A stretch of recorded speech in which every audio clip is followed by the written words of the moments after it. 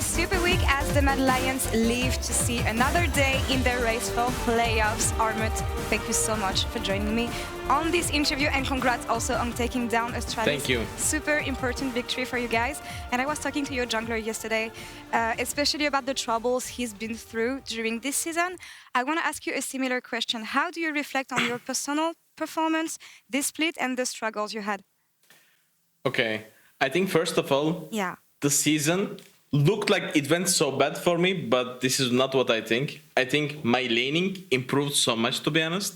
Like specifically when I played Graves and Jace, I was really ahead of most of the games, but I think because we were lacking the team fight abilities, like I think we, as a Mad Lions, we just couldn't win any team fights, even when we were really ahead. This is why we look so bad as a team, I think. But overall, the year is really bad for us, I would say. But we still have hope, and like for 2 weeks, I think we are playing really well in scrims, and our team fighting got so much better. Last week, I think we had insane chains against XL, but it was actually almost my bad that I just sort of lost that game. And against Fnatic, they were just much better. So if I just don't eat that XL game, I think we will be in playoffs right now. All right. That's what I think about this season. Very fair take, and nice to hear that you think that you improved over the course of this season. Something interesting you mentioned, though, the fact that you were not as good as team fighting as the year before, which is obvious given the fact that you changed players and it takes time to get used to it. But would you say that it has been difficult to get away from this team fighting play style, and why was that so? Sorry, I didn't understand the question. Why was it complicated for you to get away from this team fighting play style you had so much success on last year? I just don't think we were like leaving this team fighting ability. I think we were just didn't realize that we were really bad at it. I think we I think we realized it really late as a team. Yeah. All right. And from a personal perspective, Armut, I think you've been used to winning across the course of your career in the TCL back then, back-to-back champions last year. What has been difficult for you in overcoming losses, given the fact that you were not used to losing? I mean, I'm used to winning, yes, but I also faced defeats in my life before as well. Like I'm playing for 4 or 5 years, so I would count myself as a veteran. So I'm also used to losing as well. So it happens sometimes, especially if you change roster. Like some things, especially in the spring season, it can happen. Like it happens a lot in every region. All right, well, enough with the past. Let's focus on the future. 2 down, 1 more to go tomorrow. BDS will be your last opponent. Yes. Any take on this last game? I said this to Elioya yesterday, but again, this will be a team that has nothing to lose, and you do. Yes. I mean, I really hope we can win tomorrow, and I really hope Vitality loses every game. I'm sorry, Karzi, but one of us has to go down. Wow. And I hope it's you. We'll see about that for the Mad Lions. Last question for you, maybe, Armut. Would you say that for this week, especially, it looks like everything has been going so much better for you guys. Would you say that you're solving your issues step by step, or is it the pressure maybe making you guys perform better? To be honest, I don't think it's about pressure. I really don't think so. I think like when I look at our scrims that no one is seeing and only Mad Lions and the other teams that we are playing are seeing, I think we are improving a lot of the scrims. Even last week's, like we improved a lot, last 2 weeks actually, but we could just able to show right now. Like I think we were really lack of team fighting, but right now we are improving a little bit. Now it's showing off, I would say. Well, I hear only good news here so far, and I hope it shows also tomorrow. Thank you. Thank you so much. Armut, thank you so much for the interview again. Congrats on your last opponent. My pleasure. And Sjokz, back to you for more on that game. Thank you very much, Laure. Sorry, Karzi, but I hope Vitality lose every single game is what he said. That also means, of course, that the Mad Lions will be huge fans of G2 in the match of the week because G2 is playing Vitality in that last game of the day. A lot of interesting information there, being like, okay, well, we realize we're not that good at team fighting, and I think, unfortunately, in this meta, you are going to have to team fight, as is in League of Legends a couple of times.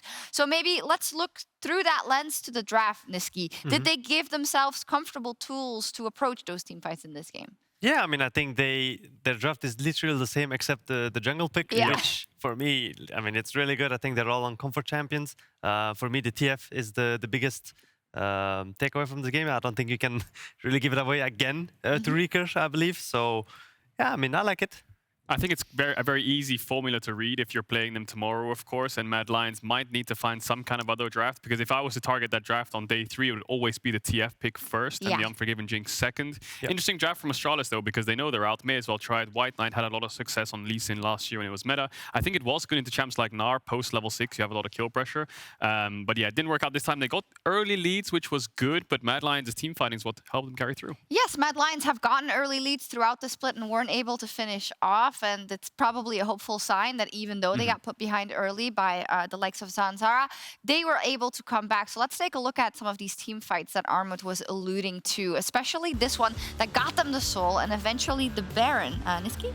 Yeah, I mean, here they're chasing Armut, while I think Astralis should just wait till Gnar runs away. But here, I don't know why Zanzara and Wynat are like so close of Armut, and they're just gonna engage her and they just lose team fight. It's an interesting fight because look at the Laure on the side. He's flanking the rest of Mad Lions from the top side of this fight, and it's kind of like a 4v5 initially because Mad Lions quickly realized it with that pink ward on the entrance. Wait, this guy's flanking us, let's just engage on one side. Luckily, Armut had Gnar up, and the problem is for Astralis, they couldn't wait out the Gnar, otherwise they're just gonna finish the Drake, so they have to full commit. They're a little bit split up. He got a really good ult, and that just makes it so when you're team fighting, it can get very messy in the comms of who to hit, but if you hit one stun on someone, it becomes very clear to every player already who to hit, and the second the Gnar ult hits, they don't even have to say anything, they know what they're doing. Yeah, the All-Star knock-up and of course the Gnar, but I do like that you also called out they kind of walked into the Mega Gnar, so it's good to keep us off the hype train a little bit. Like, it was nice and you closed out the game, but gonna have to see more to make it to the playoffs and maybe beyond. The key player of the game was RGE on that TF, back-to-back wins, the highest skill participation rather on his team, and I mean, this has to mean so much. We've heard a lot from RGE also in the press and whatnot about, well, hey, it sucks, I'm getting so much flame for having to fill this role and step into the shoes of Humanoid, which is so difficult, and these are the things we need to see. He had incredibly big shoes to fill, and they had an incredible expectation on him because they won so many splits now, 2 splits in a row, of course, so they're expecting success out of the gates, and that's very hard to get, especially from a rookie when he joins the roster. I think they found a clear identity for him, roaming mid, support the team a little bit more, don't put so much pressure on him, don't put him on things like Renekton and Irelia and have to force yourself to play around mid. He looks a lot more comfortable in just saying, you don't have to commit that much. You can. I've got a little bit of setup with TF and Ryze maybe, but I'm the one that's going to help you out. Yeah. I mean, I also like the fact that I feel like Illyria and Kaiser have been playing even better right now. And also, I feel like in mid-game, at least, when they fight, it's like as 5, not just getting caught or like trying some 1v1s. Like, they just perma-group, and I mean, when you have TF, usually it's really good. So I want to see if they can adapt another champ for tomorrow, if TF gets banned, and yeah, I wish the best. Yes, and now if we look kind of at how the path is laid out for the Mad Lions, how do they make playoffs? Well, they have to win tomorrow, and Vitality need to lose twice, and then they tie Vitality at 8 and 10 at the end of the season, and they have the 2-0 head-to-head over them. So that win versus Vitality yesterday was actually the most important, but Vitality is playing Astralis tomorrow. They are playing Astralis tomorrow in G2 today. Yes. And Mad Lions are playing BDS tomorrow, I believe. So they have got a pretty easy game on there. They have got a pretty, I'll say that in quote-unquote, a pretty easy game ahead of them. Of course, this Vitality... Well, compared to... Yeah, of course. They both have decent leads in games, right? They're both against teams who are completely knocked out of playoffs, Astralis and BDS.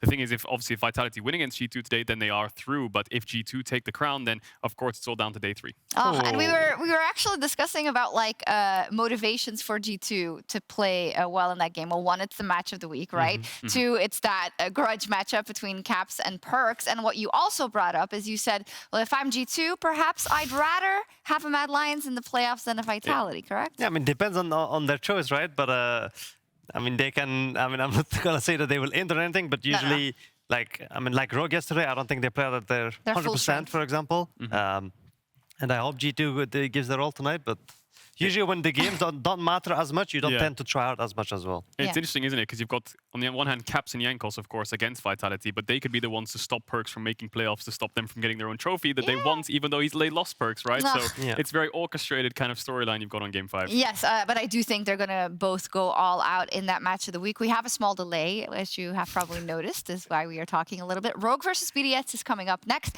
And to be fair, it's not the easiest game to talk about because BDS unfortunately is out, but it does give us a chance to look at Rogue, as you said already. Hey, maybe Rogue wasn't firing on all cylinders yesterday. Maybe they want to show us a couple of things or want to try a couple of things in order to have that flexibility. That's the thing. Trying things is always good for when they have the flexibility in playoffs, of course, but they need to invest it once to make sure they lock in the first place, of course. And the weird thing to me is they lost yesterday against SK, and then XL stomped SK, right? So now you're questioning yourself, like, so we're at week 8 and our top team's losing to bottom teams, but then the middle pack teams are stomping those bottom teams. So I'm still unsure where teams are lying right now when it comes to playoffs. Of course, EU bad. EU bad, yeah, it's a circle of soccer, right?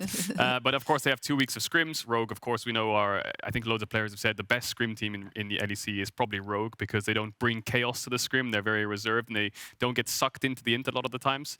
And they just play the game a little bit more clinical. Yeah, I mean, for Rogue, I really want to see them play it clean against BDS. I think it's really important before playoffs hit that if you're secured, like in playoffs, that you try even harder from now. So I want to see clean gameplay from Rogue against BDS, and yeah. So you're saying T2 is going to try really hard in of course. okay, we got there in the end. It's going to be and the thing for BDS, I guess, is it's one of those things that I said a lot last year. When you're knocked out of playoffs and you have nothing really to play for, it's about proving you deserve your spot in the team that you're in this league. Yeah, and I do think after that interview that Grabs gave yesterday, I hope it has shaken BDS awake just a little bit to say, okay, hey, let's actually try our best and show what we can to Rogue. But we'll see if that happens. We're going to send it over to Guldborg. He's back again, and we're happy about it. And Medic to get us into the draft. Thank you very much, Sjokz. I was promised that Guldborg wouldn't be on the desk anymore, and I am so well and truly happy that you have joined us once again. That took a different direction of where I thought you were going to take it. Disappointed. Yeah, I really did. That's what everyone at home read from my statement. So the message has been conveyed accurately. Yeah, well, I didn't know I was going to be here either until a couple hours ago, so there you go. Could have been Vedius by my side. We could have had more fruit puns, and I'm sure a lot of people at home are very happy that that is not going to occur. But we're here for the 3rd game of the day, and we'll be here for the 4th and the 5th as well. There was quite a lot of debate actually on the desk as to why G2 need to try hard versus Vitality. It's not actually just for pride. G2 lose the head-to-head tiebreak with Vitality. So if they both ended up tied for 4th place, because G2 have lost to Vitality twice in the season, Vitality would get 4th, get the top point in the double elimination bracket. So it is a big match, but we still have 2 to go before that. Rogue versus BDS up next.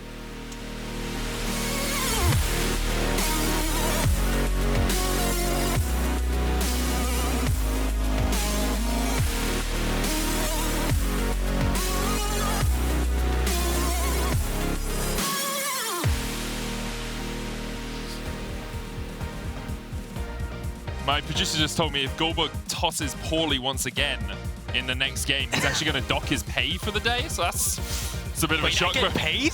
Oh, it's true. We're just doing it for exposure.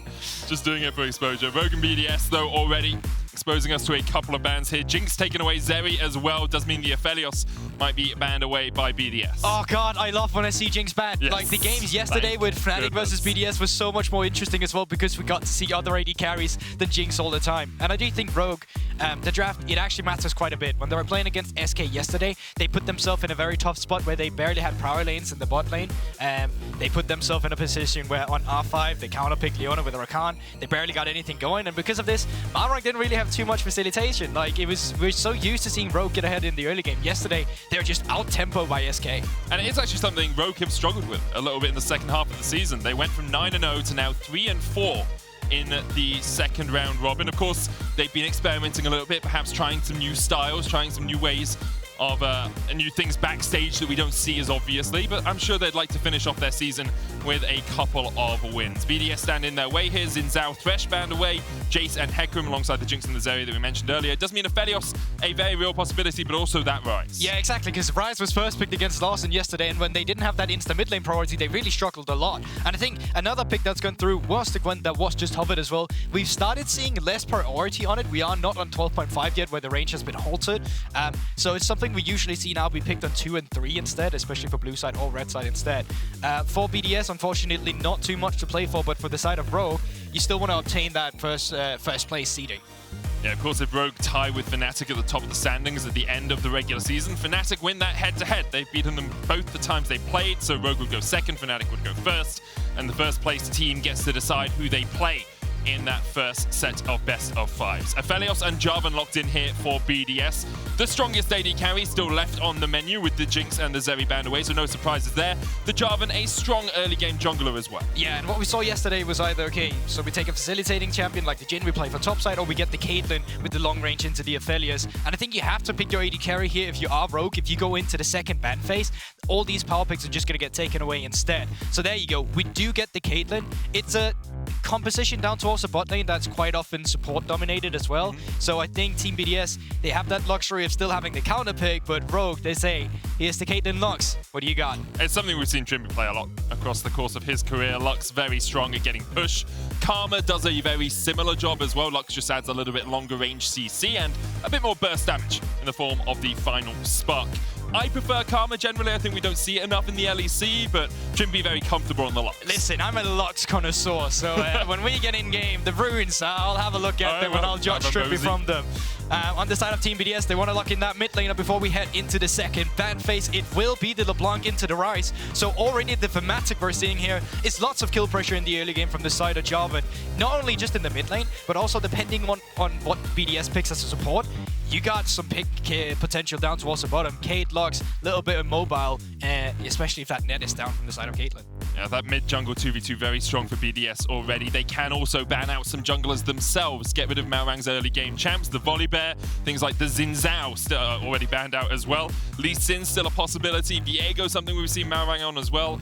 But with the pool being pinched this much, it actually restricts what the Rogue jungler can do in the early game. Oh, definitely. And, you know, it's been Rogue's bread and butter, getting Malrang, being the facilitator, making sure a lane gets ahead, having that lane to play for. I think already you know they want to play for from the Caitlyn and Lux. You want to be able to push in the mid lane with Larssen on the Ryze, and therefore after just join up with Malrang, make sure to pressure the opponent's bot side, which is why it's so crucial BDS gets to contest it as well. I wonder if we'll see a Karma ban as well, just due to the fact that Karma is one of these champions that decently good at getting wave control against Caitlyn. Magic Q on minion wave, you don't always have to hit the champion itself, just be sure you can contest a wave push. It's a big thing that you don't always think about in the bottom lane is trying to match the enemy pressure with your support pick. And a lot of the time we look at it as, you know, oh, go for an engaged support on someone that just wants to farm, but having someone that can shove in the wave equally can definitely help. BDS here will probably look to their support and then final pick for Adam in the top lane. That's what makes the most sense. And Rogue will probably be looking at putting Odoamne on something safe on the top side of the map. I think for Limit here, either you take the engage option in the Leona if that's what you're looking for, or you go towards the Karma and you try and match the lane there. It's great with movement speed for xMatty as well on the Aphelios, so you won't be too bothered about it. And yeah, they opt in for the engage option instead. Something to follow up with the Jarvan, with the backline damage coming through from xMatty and that Aphelios. Makes a lot of sense. And that's just great. Honestly, I don't know why I didn't talk about this. LeBlanc, Jarvan, Leona. Honestly, a little bit of a blunder that Poppy has gone through to this point. She just has so much value against those champions. I mean, what? How did we miss this? I mean, sometimes you don't think of the most obvious things, you know, and Malrang hasn't played Poppy yet this split. Obviously, we have seen it, and as you say, the steadfast presence from Poppy stops dashes in their tracks. It can work incredibly well into anyone that is trying to jump onto your back line. It is a safe top laner for Odoamne, his first Gnar of Spring as well, all the way here in week 8, but still something that can play relatively easily on the top side. Adam will take Gwen into it. And it's now it's interesting from Team BDS. Team fighting just got a lot more difficult just because of that Poppy pick. I mean, you need to make sure to get ahead in the early game. If you start fighting them on an even footing, that's just going to be a little bit of a comp diff there. I feel like you also have the range from Lux and Trymbi and the Caitlyn on comp here as well. Team fighting will be present from the side of Rogue with Odo joining with Gnar. You can play towards Larssen on the Ryze as well. I feel like Rogue has really solid options to make this work. I don't think they need to be too cautious in terms of how they play the early game, because they can make their way into the mid to late game and still feel confident in the fight. Something we've seen teams do a lot against Rogue is try and shut Malrang down in the early game. Stop him from having impact on the map. Here, all Malrang really wants to do is stop Cinkrof from having impact on the map. He doesn't care if he's standing in the face of Cinkrof, if Cinkrof is tracking his every move, because as long as he's there, that Jarvan will never find and engage. Steadfast presence, an incredibly strong ability. And as our technicians run across the stage, we hope one day to have fans running across there once again. It's been a long time since we've seen you, and it would be great to have you back. Of course, that will happen as soon as we can get there. Hopefully not just running around yeah, on stage, maybe not just running towards the crate and the lights and such.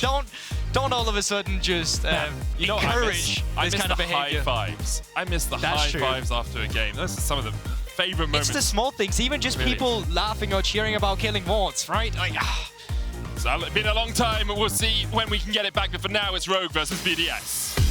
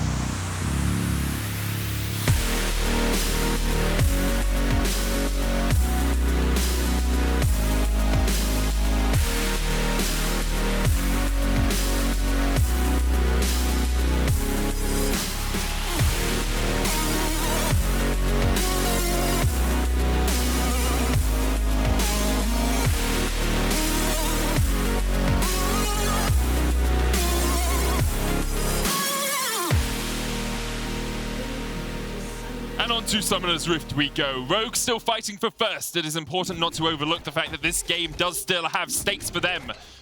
And those stakes have been cooking in an oven for a very long time. Well done they are. Now, as we'll see if Rogue can claim sole ownership of first place, at least until Misfits fight up against Fnatic later today. Okay, so here we go.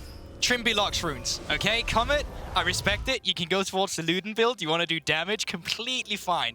Now, Inspiration second? Come on, you're probably already running Mana Flow Band. What's that, Biscuit instead you're going to be having on locks? Listen, Cheap Shot and Zombie Ward. Yes, that's the spot medic.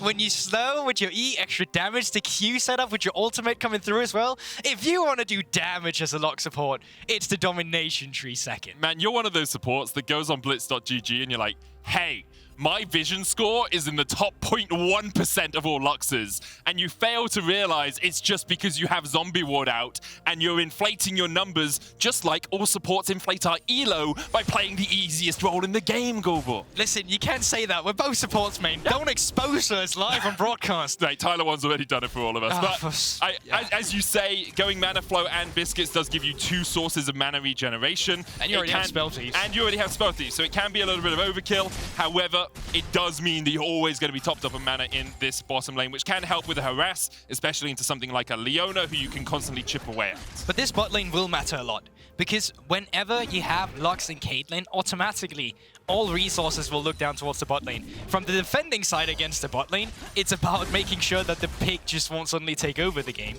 And for the side that actually has the Caitlyn, it's to make sure that it takes over the game. Which is why when you take a look at the two junglers currently right now, Cinkrof, Malrang, they both started on the top side because they can be making their way down towards the bot side. Cinkrof even has skipped the Raptors. I don't actually know if he was spotted on the vision there, and is now doing Grump and Blue buff, can make his way down towards bot side if he wants to before this wave crashes. But fortunately for Rogue, it will crash the wave on wave 2, get out an early ward to make sure Jarvan can't come around, and then they can keep up the pressure with Malrang joining in a bit after he's been clearing his camps. Of course, the thing about that ward is you can just EQ into the bush as Jarvan and dodge the vision from that ward. So if Cinkrof decides to come down here, there is still a gank path for him. It looks like he's pathing up towards the top side after his wolves, though, maybe going back towards his Razor Beaks, and will decide to ignore his bottom lane for the moment. But you did mention the Rogue bottom lane and how important it is for them to have push in this matchup. I want to talk a little bit about Comp generally, because I think he is being a little overlooked in terms of how well he has played this season for Rogue. Now, there have been a lot of other standout players. Everyone talks about Malrang.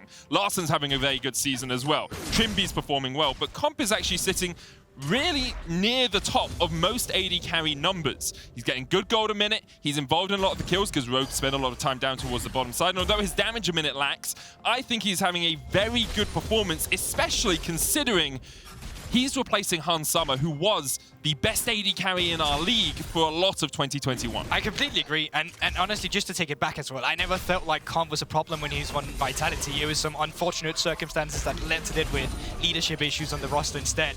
And I always felt like as soon as he came in onto this roster, he really showed why he deserved it. He was even talking in interviews as well, you know, actually in hindsight, taking that break was really good for him. He got to do a lot of self-reflection, got to have a look at how he wanted to play his role as well. And you know, that little time, when we look at it now, he's been doing phenomenal, finding commits.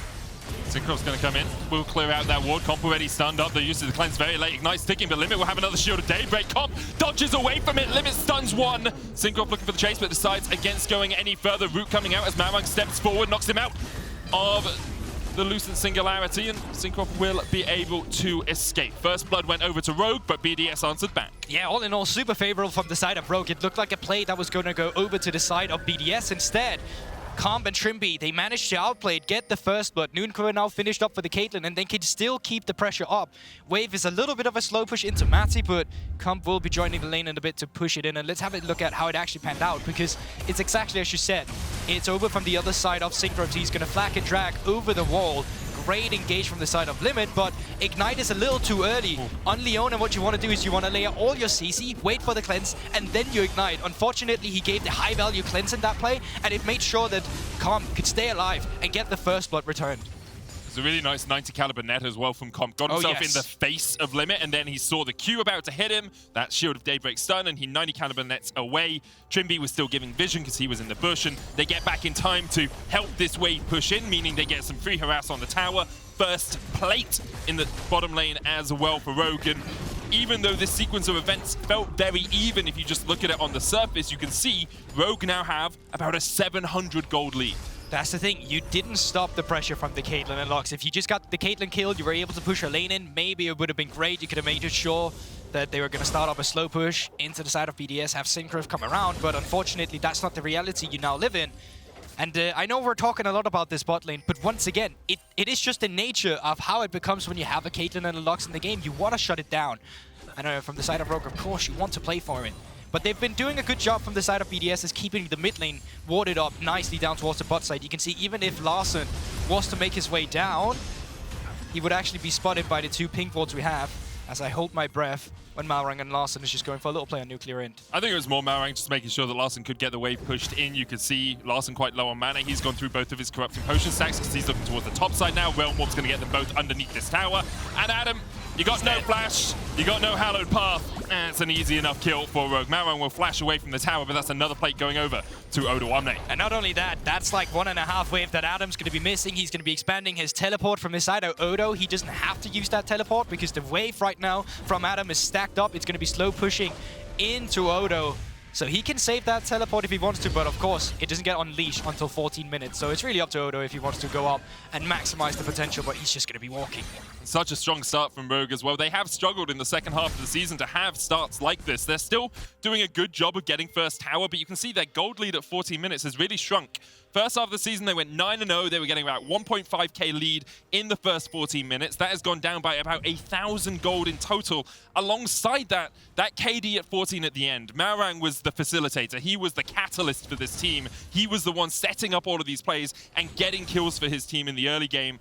He has been hampered, stymied by his opposition in the second half of Spring. Yeah, and he's changed a lot how a lot of the junglers look around the map just currently, because at first everyone was like, yeah, but he's just flip ganking all the time. Let's just ward him out and it'll be fine. But, you know, somehow he manages to not get spotted out on a lot of these wards. So, like, a lot of the pathing is a high risk, high reward in terms of if it actually doesn't work out, yes, you are losing a lot on the opposite side of the map.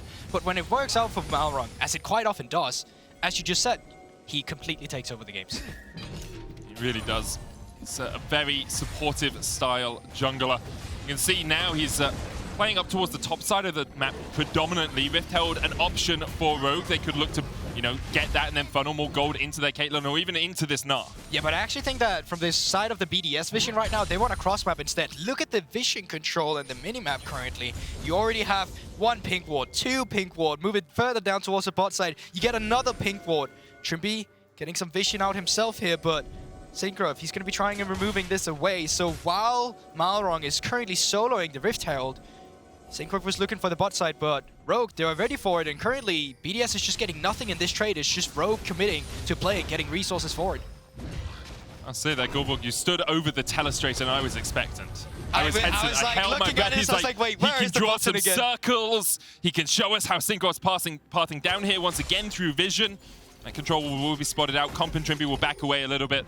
They do still have Cleanse Flash and the Flash on Trymbi, so even though they're likely to lose a single plate here, they're okay to step up after they do have that 1-4.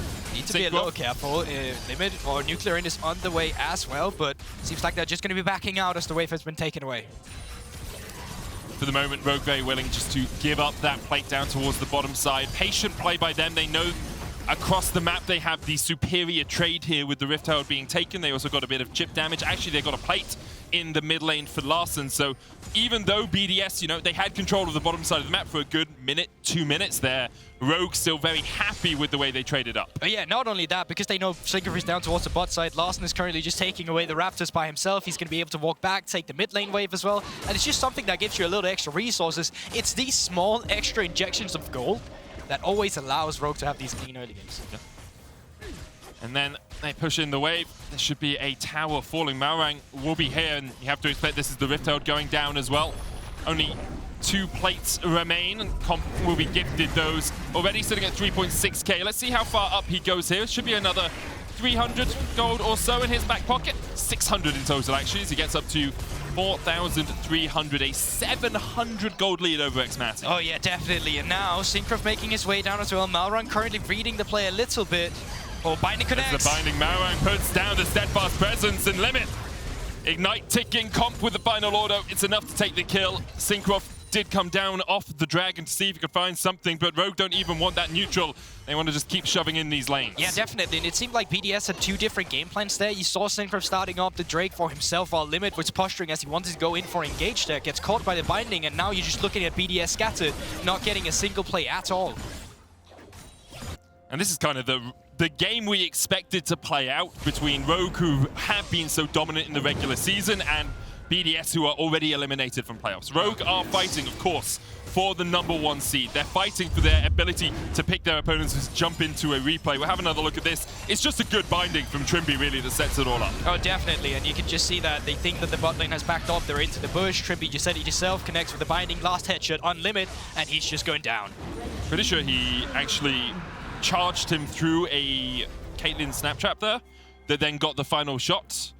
That's pretty cool. Not nice bad. little mechanics, you know? And now, so they did sacrifice the Drake over on Rogue's side for the sake of getting tempo on the top side player here instead, because they had a bot lane pushing into them. They're like, whatever, we can give over 1 Drake. We'll just keep the pressure up with the Caitlyn.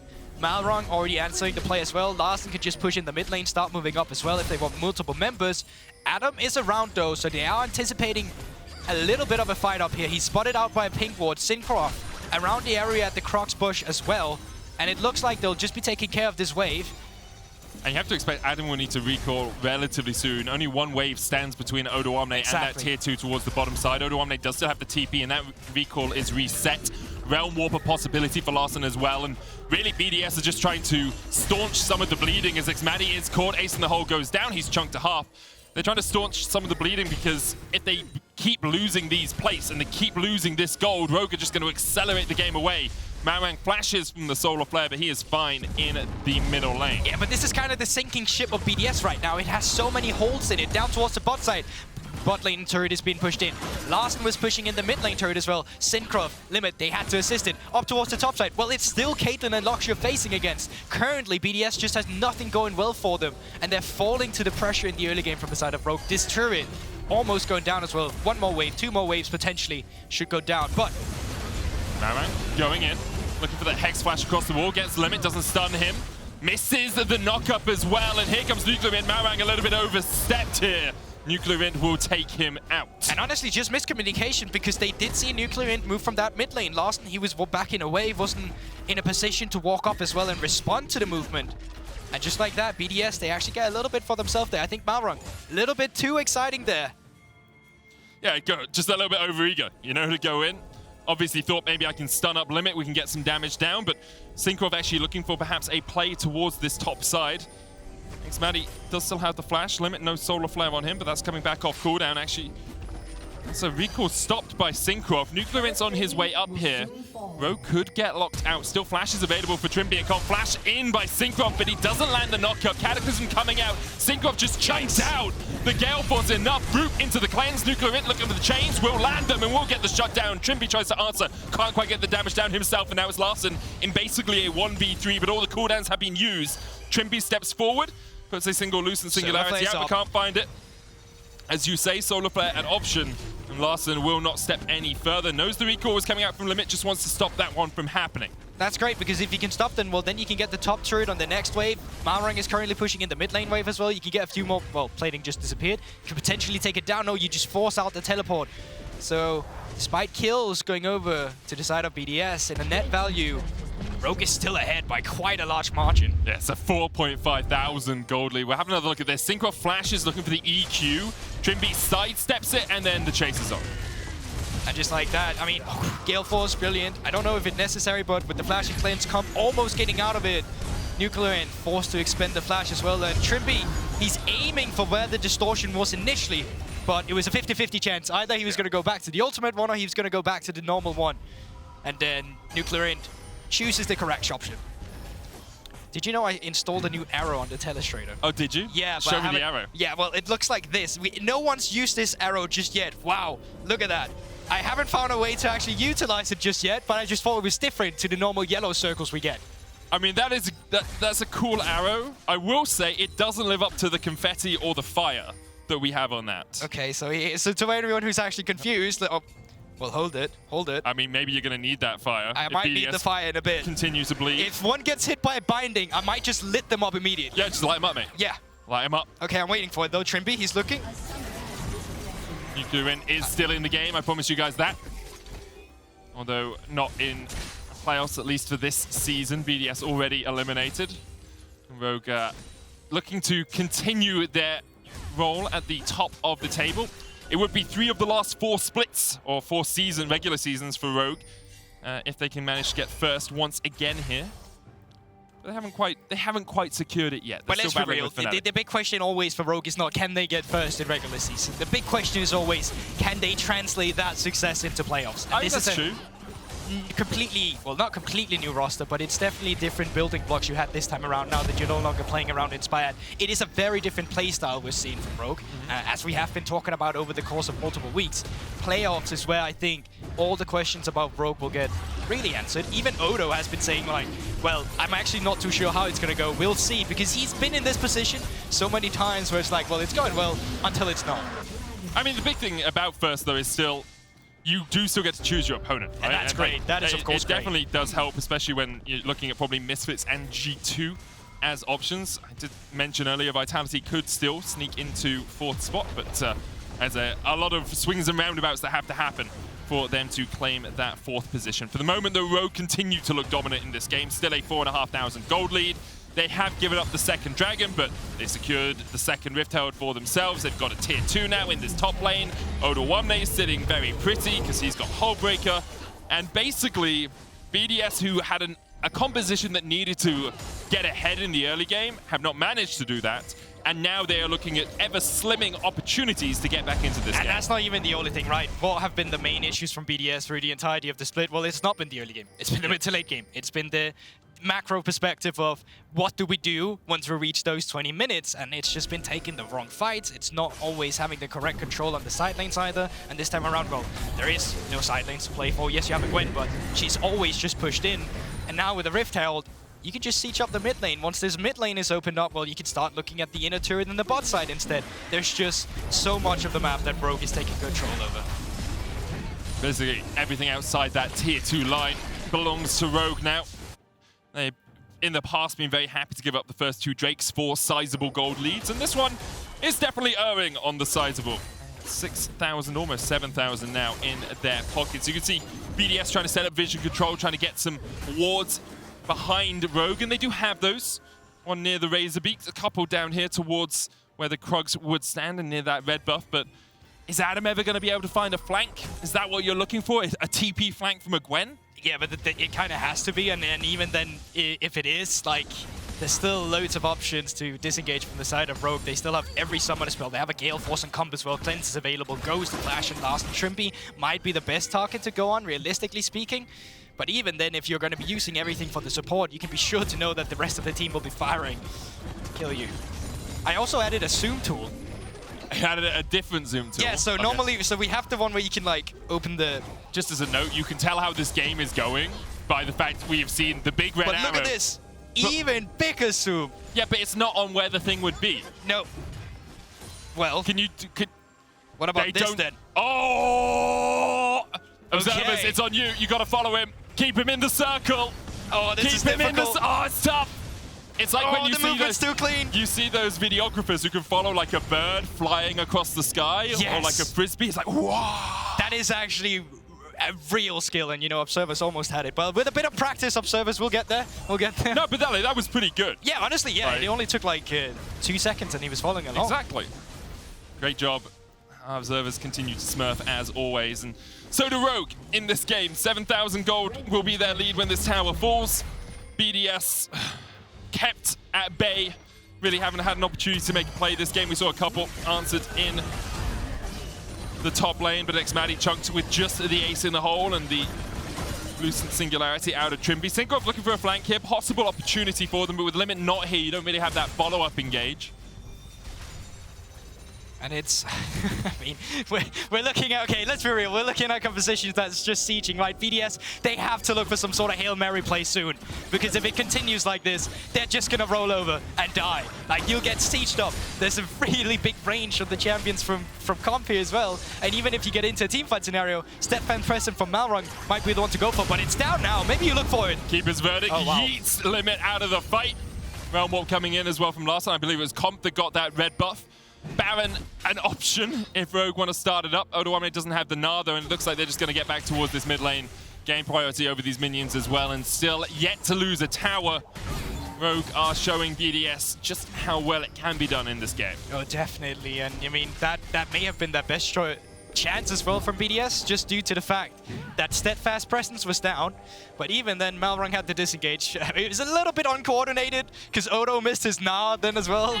Larssen came in with a Realm Mob and was just like, oh, I'm here, okay, time to dip. But either way, I mean, Rogue's still in firm control of this game, and now Larssen has finished up the Frozen Heart as well, so taking away some of that attack speed. I will say, he's 3 items, and NUCLEARINT is 1.5. I don't think Larssen's going to be taking too much damage anytime soon. Lots of extra health, lots of armor, the Mercury Treads as well for some magic-resistant tenacity. This is the one chance BDS may have, stacking up these dragons towards the soul. And you can see Cinkrof's like, okay, I can kill Trymbi. And the answer is, actually, you can't. You're the one who's locked down. You're the one who's locked in place, and Malrang will shut you out. Trymbi's still very healthy on the backline, did have to burn his flash, but BDS, after they found the engage, couldn't find the follow-up. xMatty chased out, Malrang stuns him into the wall, the ace in the hole, not even needed. And as Guldborg slowly messes around with the Telestrator, you're going to give us the fire? You're going to show us BDS's base burning? Ah, okay, fair enough. I was waiting for binding, but it's disaster! It's disaster for BDS. It's all over the place, but if you are that dog Rogue, in the cartoon just going, this is fine, this is fine. I need a dog instead. Maybe that's something I can find. Oh my I know there's like some toys you can add. We used to have emotes in it, so maybe you could ask for one of the League of Legends I need an I can't emote. That would be great. Caedrel's not casting, man. Ah, I know, but still. Adam here looking to see if he can trade with Larssen. The answer is he can't. He will be forced away. Baron started. Did you say he can't? I said he can't. Yeah. Oh, okay. It's close enough. Yeah, I mean, well, I can't say I can't because I'm not in the game. You wish. Yeah, I wish. We need a casters versus pro players match. I think that would be hilarious. I did that at Rift Rivals a few years ago. It was me, I can't remember the exact teams, but I played jungle because Ocelot wanted to play support because it was 2019 because they were playing Pyke all the time. And Ocelot was like, I can play Pyke too. So I played jungle into Kobe. And I said to him, I could only play Sejuani, and then he stole my Sejuani from me. But also, the guy was a professional strats. Well, because he's my mate. I was like, do that? Guys, multiple of these pro players are friends. Drake, third point for BDS. Can they get it? Malrang has missed the ultimate. TP coming in, Rogue looking for a fight here. And Malrang will get the stun into the wall. Final spark comes out. As you say, that's one. Solar Flare goes wide. The bounty secured. Rogue got the Baron, but they do lose the third dragon of the game. Still not Soul. As Odoamne looks for a bit of a chase here. Larssen and Trymbi can do a lot of work if they can catch out BDS, who were eyeing up a fight but decided against it. And probably listening to the Angel on their shoulder saying, we don't think we can win this one right now. Oh, well, they stay around here. They're actually faking it back. There's no vision currently. Maybe they've spotted on the ward, but Larssen, he's going to be dealing with 4 members. What can Larssen do? Flashes away from the Caitlyn, still hit by the EQ combo. There's the Everfrost, the 4-man route. Larssen gets away with the phase rush, and the chase is on. But Larssen just unkillable right now. Needlework goes wide once again. Larssen eventually shut down, but at what cost, BDS? You found one battle that you could win, but you are losing the war as Rogue continue to push in the mid lane. I'll make a bold statement. If BDS can find multiple 1 versus 5s like that again and get back into the game off some objective bounties, maybe they'll have it. That was the least bold statement I have ever heard in my life. Well, that was a caster. It was about as bold as saying water is wet, my man. You'd be true. You wouldn't be wrong. You wouldn't be wrong. That is true. Now, it is an interesting setup as well because, like, initially, wait, what replay is this? This is before the Baron. Oh, this is before the Baron. Okay, so this is just where BDS is just getting caught off guard. There's not much to do about the situation. As we already mentioned, 5 versus 5, it just doesn't function. And I'm actually curious to see, because we were talking a lot, how they lost that Drake setup. Because with Baron, with the empowered recalls, you kind of would have expected, okay, T-Toss, let's have a look at it. If only you could zoom on this one as well. Oh. This time the bullet actually comes out of the gun, unlike with Graves where it comes out of his shoulder. Does it? Yeah. Did you not see that yesterday? Betty had a whole thing about the shoulder cannon. Okay. With Graves, but yeah. Nice. A little bit of reserve in there once again. Rogue, though, still with Baron for 30 seconds. They haven't got much gold out of this. In fact, they've lost about 1,000 from taking the Baron to now, but they are looking to push in towards this bottom side. BDS still trying to fight back, 9,000 gold behind. But the fact they've managed to keep their inhibitor towers alive through this Baron push is a welcome sight for them. Moonlight Vigil goes out.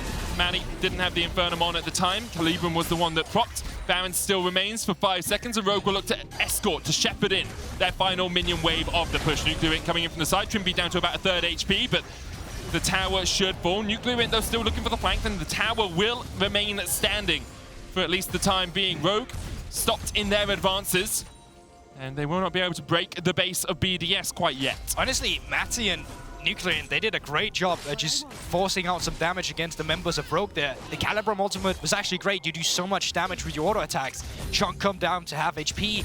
NUCLEARINT, Sjokz Trymbi down to half HP as well, and just like that, the push is deterred. So Baron buff is getting wasted a little bit from the side of Rogue. And usually they're so good with it. It felt a little bit like they got lost in the muddle of taking the Baron, resetting, and then looking to fight the Drake, and because of that, you know, a good couple of minutes of it were just them not really pushing in. They did get 1 tier 2 in the mid lane. They were able to chunk out the inhibitor tower here, and Odoamne has Triforce Hullbreaker, so if he's given a little bit of free time, or even time just in the 1v1 matchup, he can push in there. The issue always becomes, do you have vision control of this blue side jungle? And Rogue now are making sure that Odoamne is safe to push forward. Yeah, this is just barely 2 auto attacks it's going to be needing, but Limit, he's down here to zone. Minions might just do the job in itself. Mid lane wave is going to crash as well. No one to collect on it. Larssen is moving his way up towards the top side, but this is still fine. You can play on 2 lanes up towards the top side if you want to. You can start threatening the open inhibitor. Loads of options from the side of Rogue, but one thing is certain, there's a soul spawning potentially in 1 minute for BDS. And you kind of have to think that that might be the Hail Mary play. That might be the one they try and go for. I just wonder, like, how much does the soul actually give them? Yeah, it's Mountain Soul, and it definitely helps. So by in itself, 4% extra resistances on armor and magic resist. Just for the second mountain, yes. Yes, so overall it'll be 8%. That'll be 8%, yeah. and then you'd actually get a shield as well. So to really? answer your questions, that's what it gives them. Okay, cool. Yeah. Well, you asked. I did ask. However, my question was more exploratory, Guldborg. Well, I explored the question, but you did. Okay. Okay, mate. Okay. Inventory, Force of Nature has just been picked up by Larssen as well, which is great against double magic damage dealers on the side of NUCLEARINT and Adam. Gives you some extra movement speed to play around with as well, but at this point in time, Larssen is not really going to be doing more damage. He's just going to be getting more tanky, which essentially can be good for Matty with that LDR if he finishes up the IE as well, but I don't think they're going to be contesting this Drake, because looking at Odo, he's pushed in bot side. Looking at the mid lane, they're pushing that in now. Drake spawns in 8 seconds. They can just two-man that Drake instead if they want to. Comp Odoamne, make their way down towards it, and yes, they are, while the rest of the members are making sure that the Baron won't be threatened in the meantime. That's always the risk, right? If you go and start the dragon. Limit, as you say, is dead. And there's not really much you can do against that CC chain as a Leona. Did have the flash available, but never really had an option, never really had an opportunity to use it. And now Rogue, a man to the good as well, can just start up this Baron if they so desire. Odoamne still pushing in the bottom lane. He has TP to join a fight. They may wait for him to build up towards that Mega Gnar. They may actually just wait for Comp to go and get this red buff, and then they can path up towards this Baron. Yeah, and that sigh is so collective for all BDS fans. Just like, oh, yep, that's it's a difficult situation, right? I mean, they have to find that Hail Mary team fight, and you can't just do it front to back. It has to come from a flank, but you don't have the vision for it either. Now they're trying to be cheeky about it. They put up a pink ward. Trymbi might face shake. Oh no, Malrang's gonna spot them. Trymbi misses the binding. NUCLEARINT there. Steadfast presence, flash in. Keeper's verdict coming out as well. That's going to knock Cinkrof out of the fight, and the push is in. NUCLEARINT escapes for the moment. xMatty, though, pays with his life. Cinkrof rejoins the fray, and xMatty and Cinkrof already call it a day. They are down, Realm Warp out by Larssen to escape. Rogue continue to push in. They've lost their jungler, but Odoamne is there with the stun, and Adam is he's done. Back. TP coming back in from NUCLEARINT, but immediately he's running back to the fountain. As it's a double for Comp.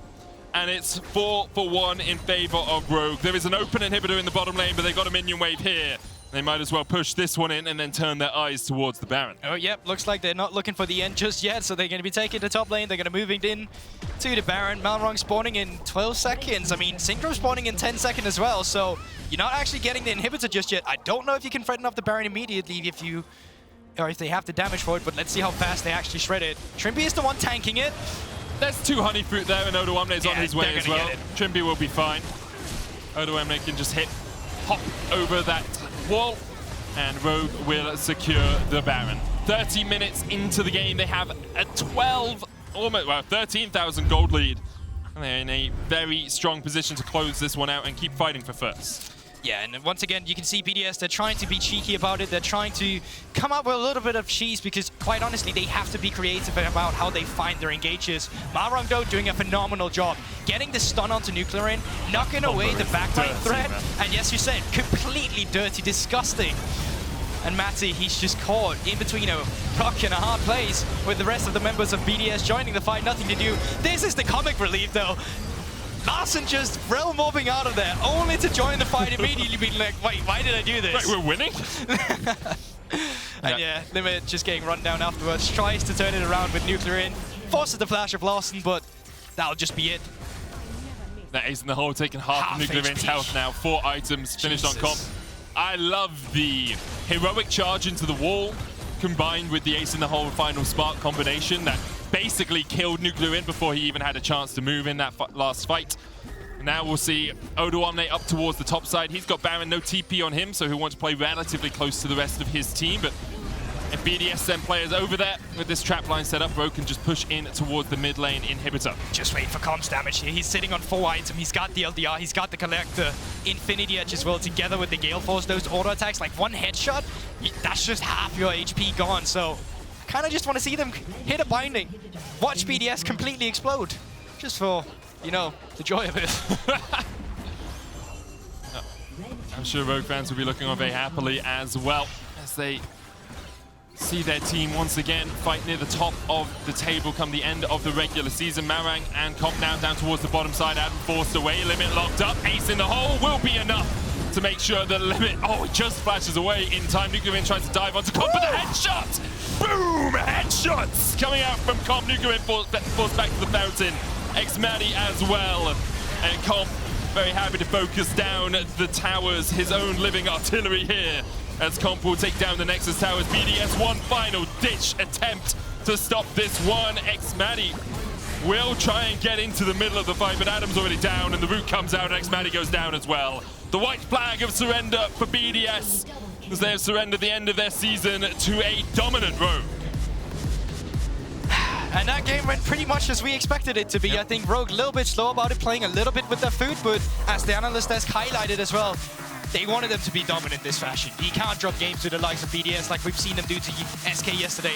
This time around, it was just a complete choke guard. BDS didn't get to play the game, and that poppy pick, I mean, a little bit of a blunder leaving it up there from the side of BDS in the second draft phase. Worked perfectly for Rogue, and they continue their way to the top of the table, currently sitting 1 win ahead of Fnatic, who play next against Misfits. Your key player of the game, votes at LEC on Twitter are Larssen, Comp, and Trymbi. Yeah, they all played really well. Rogue as a team played really well. It was great to see them sort of return to form. You keep influencing these votes, scurrying towards the supports, medic. I saw the social media attack on you. Oh, yeah, obviously I'm saying way too many positive things about supports in our league. But before we how dare you? I know, right? Before we head to the break, though, Riot Games is supporting and donating to the International Medical Corps, and you can join us in the effort to provide relief to those in Ukraine and the surrounding regions. The IMC teams are responding by expanding access to medical and mental health services for those living in affected areas and working to help refugees. Your donation can help more people receive the life-saving care they deserve. Please go to riot.com/donate to learn more. We'll be back after this.